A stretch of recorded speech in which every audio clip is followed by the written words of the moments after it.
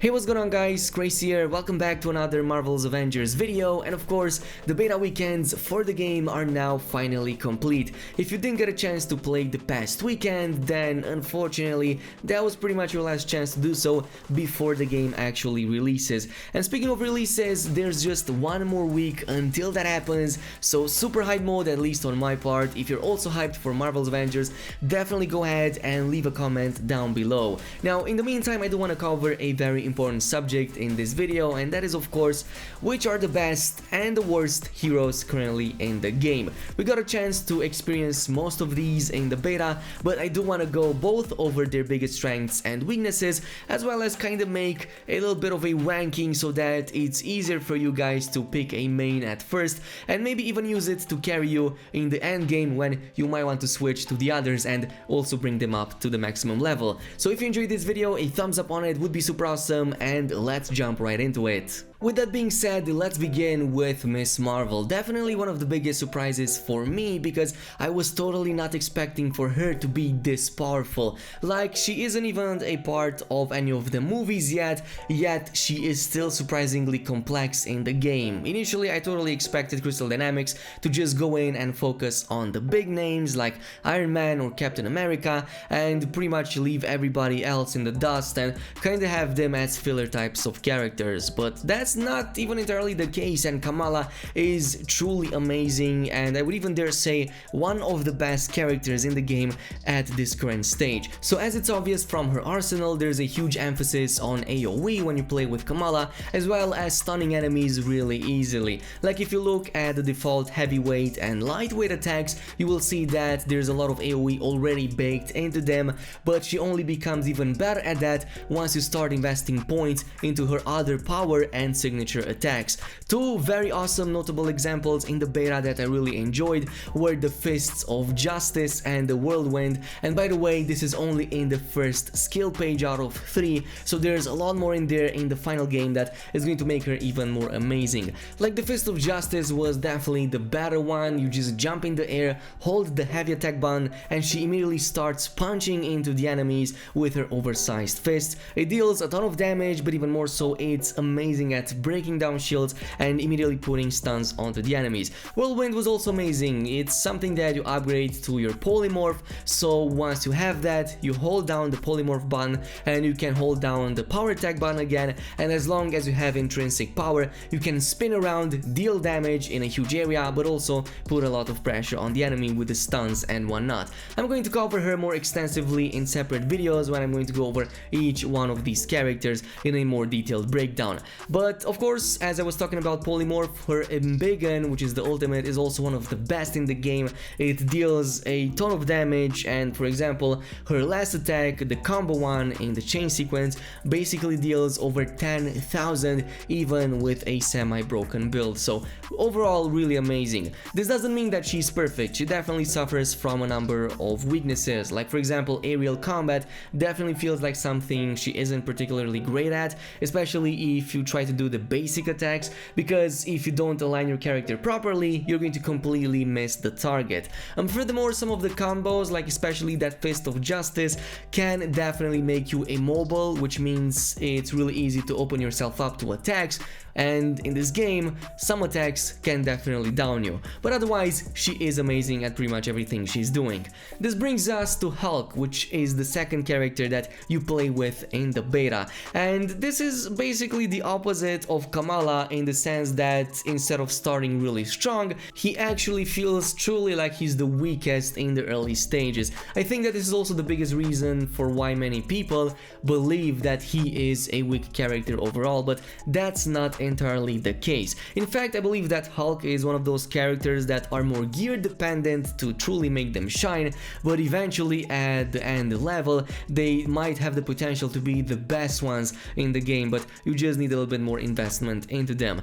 But Hulk definitely seems to fit that brawler slash tank playstyle. If you're looking for a tank, then this is the character for you. He does still have some pretty powerful punches, but personally I didn't find them as useful as Kamala's, for example. Especially his regular attacks don't seem to be as powerful, with the exception maybe the heavy attacks, which yeah, truly are amazing, but you can already see that they don't even have as many combos as Kamala's, which could in theory contribute to why he feels a little bit weaker by default. But once you start investing points into his special abilities, like for example his Aftershock plus Tectonic Fury, which you see me oftentimes using, I've even covered this in the past, this is when he starts shining. Even more so if you combine him with elemental perks, like for example the Pin Particles, or anything that spreads these particles on having combo finishers. So this was definitely one of my best builds that I've ran with. It's so great because it has a huge AoE, it deals really high damage,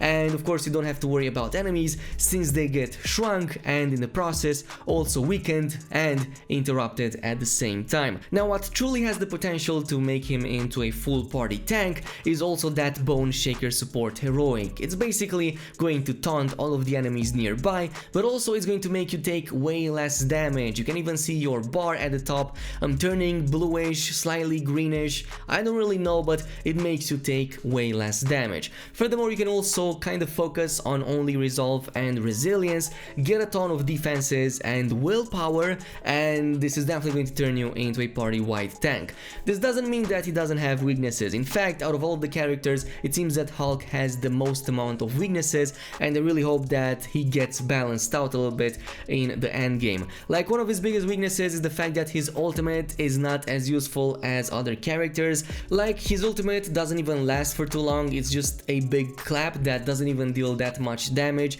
Yes, it pushes enemies, but if I were to compare the 2,000 to 3,000 damage that I would do with the clap with the 15,000 almost that I was doing with Kamala's Khan just auto attack, then there's not even a competition, so they definitely have to come in and kind of fix all of that. He also suffers from a lot of enemy interruptions, though some of that can be skipped by simply planning in advance your attack patterns and also using that parry ability during your more heavy attacks.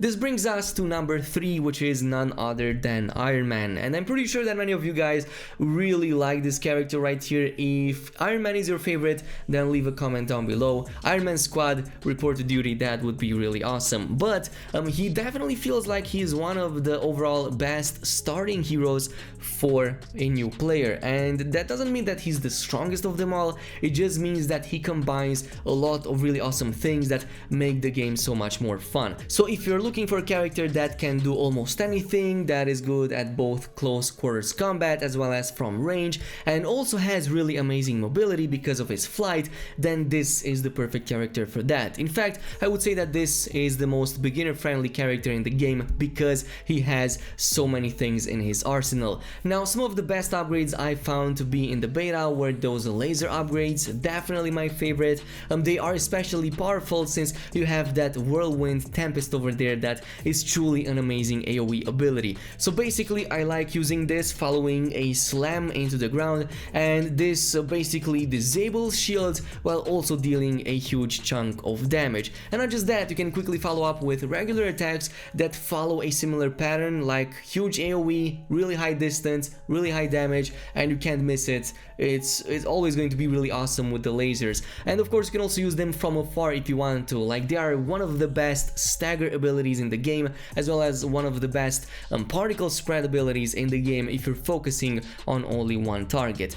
Otherwise, everything about him is decent, like the rockets and the repulsors are also pretty decent. I really enjoyed the rockets more than the repulsors because there is a way to kind of deal a ton of damage with them if you have the proper upgrade, but again I'm gonna cover that in a different kind of video. Now, as far as weaknesses go, there are a number of these, especially his flight control. Even though this is his biggest advantage, it's also his biggest weakness because of the way the game handles flight control. So they could be made a bit easier, like there is a fine tune over there that Crystal Dynamics could do, and hopefully in a patch or two we might get to see it being a bit more smooth. I would also argue that his repulsors aren't the best, like they don't deal the highest amount of damage even though they are supposed to, and I would even argue that lasers behave way better, and they also have really great AoE. This brings us to the fourth one that we got to experience in the game. That was of course Black Widow. Now there's a few things that you should know about Black Widow. She starts extremely powerful. That's in part also because of her really high agility, like she can just jump and run really fast.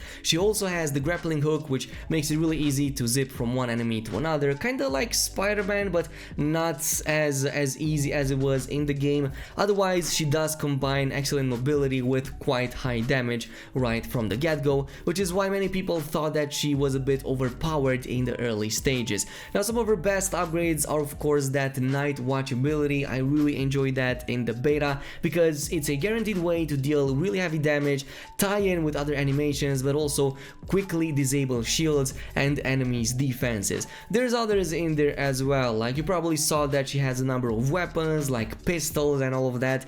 This is actually surprisingly powerful. If you get an elemental type damage that affects your pistol shots or auto shots with the SMGs, use that because it's super powerful. As you can see, it's really easy to stack with them, it makes them really powerful, and I think that the early game doesn't make it justice to how powerful her range abilities can be. Now, some of her biggest weaknesses are the fact that she doesn't really have the same AoE potential that everybody else in the team might have, well, with the exception of her ultimate. Yes, her ultimate is amazing at that, but again, just like in the case of Hulk, for example, I didn't find it to deal that much damage compared to other abilities from other characters. It's still very powerful because you can also build your intrinsic power, which in turn, when fully leveled, it kinda gives you a lot more damage on top of what you already have. So yes, there's a case to be made for that too. Oh, and one thing that I forgot to mention about Black Widow was her invisibility cloak. So I think that this is one of those abilities that kinda sounds gimmicky, but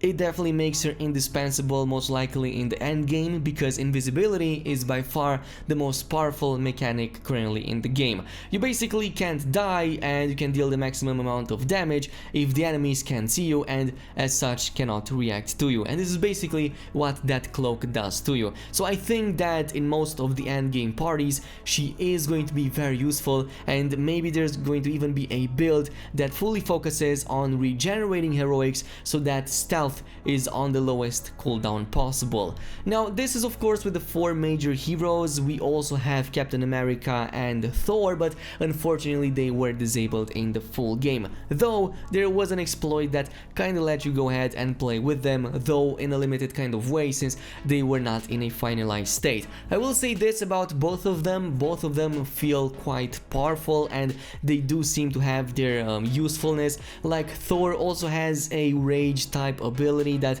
kind of makes these thunders appear around you and strike the enemy, so I think that this is something that's going to be very useful at just keeping the enemies busy and zap them a little bit so that their attacks get interrupted. I think that he's going to be very useful just because of that, and he also seems to have quite nice AoE capabilities, but only with his ultimates. Captain America, he is even stronger than that, at the very least that's how I felt like how it was, and like his ultimates, all of them are really high damage. His assault heroics, his ultimates, they all deal really high AoE damage, and especially so since his intrinsic power seems to be something that lets him constantly block incoming attacks, so he might deal a much better job at parrying and blocking than any other character in the game, to the point that it might feel more natural to play with Captain America than with somebody like Tony Stark that only has the shield momentarily before it disappears.